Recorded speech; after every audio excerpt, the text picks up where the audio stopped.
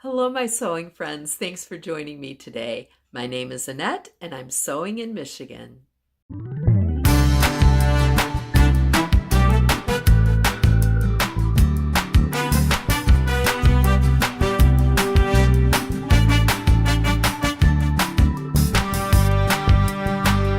My goal today is to see if I can turn this old dress into a new top.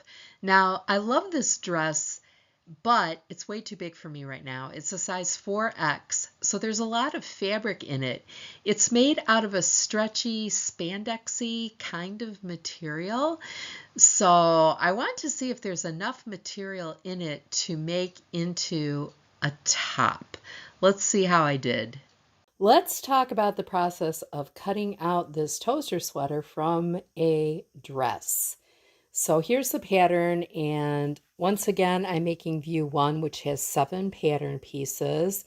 I started out by taking the dress and cutting it apart on the main seams. So I cut off the skirt, cut the skirt open at the side seams, cut off the bodice. I took the darts out of the bodice, and here's what's left. This is what's left, just kind of strips, and it's mainly the pockets and the little flutter sleeves that were on it, which are pieces that are too small to do anything with. So it was quite a game of Tetris, but I got all of my pattern pieces cut out of that dress material. This is a piece of black ribbing that I got out of my stash and had on standby in case I didn't have enough of the main fabric to do the cuffs, the turtleneck, and the bottom band. Now that got a little dicey, and I'll show you how in a second, but let me show you my pieces here, starting with the front and back. You can see here, so those both had to be cut out on the fold, so I started there because it was important to get those cut out in one piece. And it was also important for me to put the fold going the right direction on the grain line because this skirt was kind of a big half circle skirt. And so when I cut it apart at the side seams, I had two kind of triangles of material, right? And each of those had to be folded in half in order to cut the front and the back.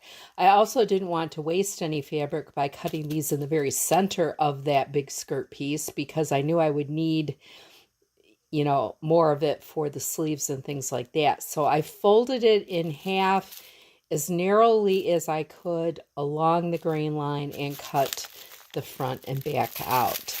So that part was a success. The next part I gave some thought to was the sleeves, and I ended up having to cut these on the flat.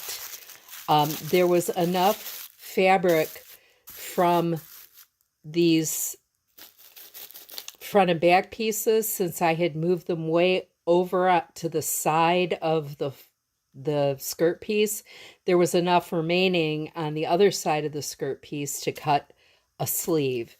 So I was able to cut those both on the flat. So once I got my front, back, and sleeves cut out of the main fabric, I was pretty comfortable with the idea that I was going to be able to complete this because I did have the black ribbing if needed. But I thought, let me try to get the band pieces out of the flowered fabric because I really wanted it to be all of a piece. So I had to do a little bit of Tetrising for that, and let me show you what I have here. I have the neckband. This is cut on a fold, so that was the next thing I was mostly concerned about. I didn't want to have to piece that. So the neckband is there. Then we have the cuffs.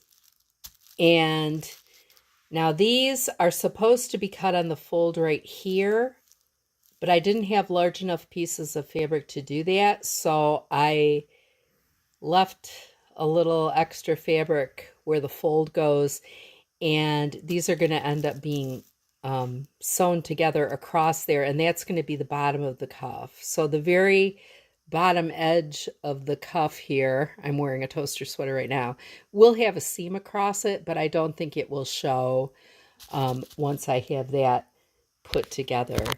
And then came the bottom band. And that was a little bit dicey. I didn't want to have to put a black bottom band on it when the rest of it was made of the flowered fabric. So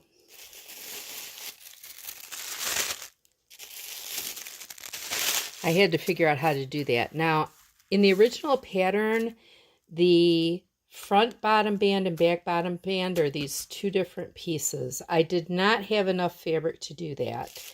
However, here's what I did do. This is just the back band piece. And you can see I folded it in half because I did want it to be wide like it's supposed to be. Again, where I put a little extra seam allowance here because I was not able to have it folded there. Okay, so again, it'll have a seam, showing you my shirt I have on here. It'll have a seam across the very bottom here just to make the band as wide as it should be. But this is cut on the fold. This is actually the seam line of the bodice of the original dress. So this is cut across the bodice of the original dress. And I left that one seam in, so the other seam will be at this end. So that'll get sewn across.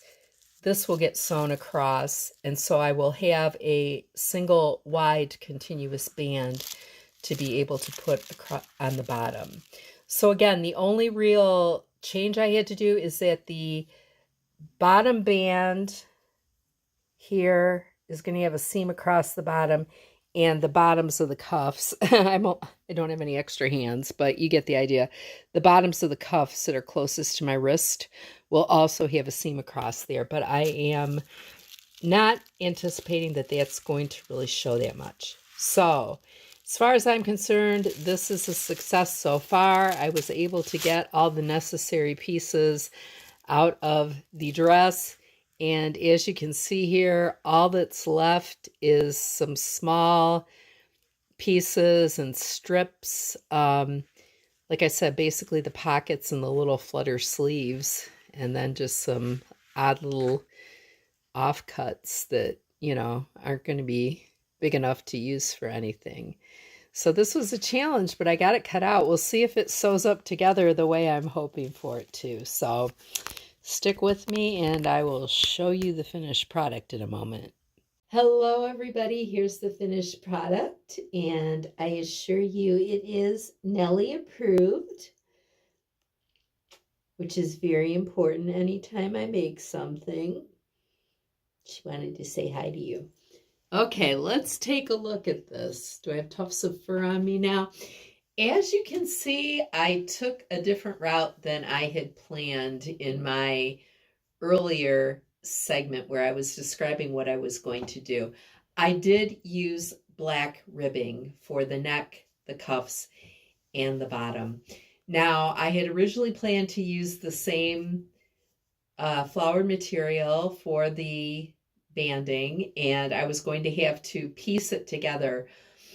In practice, that didn't work very well. So I went out and got some black ribbing. I seemed to be out of black, so I ran out to Fields Fabrics, and it did take a full yard of this black ribbing to do this, but this is very good quality ribbing. It's very soft and very comfortable.